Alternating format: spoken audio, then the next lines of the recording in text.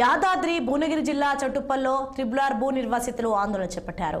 RDO కార్యాలయం ఎదుట బైఠాయించి triple alignment మార్చాలని డిమాండ్ చేశారు. బాధితులకు న్యాయం చేయాలంటూ నిరసన చేపట్టారు. ట్రిపుల్ బాధితులు మాట్లాడుతూ భూమికి బదులుగా భూమి ఇవ్వాలని, ట్రిపుల్ అలైన్మెంట్ మార్చాలని కోరారు. కేంద్ర రాష్ట్ర ప్రభుత్వాలు చొరవ తీసుకోవాలని, చట్టుప్పల్ హెచ్ఎండిఏలోని రోడ్డు అలైన్మెంట్ మార్చాలని డిమాండ్ చేశారు.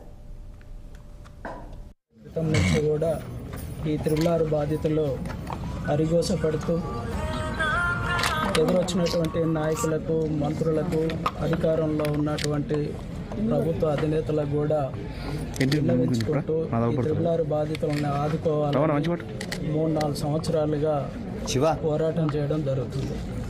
ఈ మధ్య కాలంలోనే మరి భూసేకరణ మొదలుపెట్టడం జరిగింది.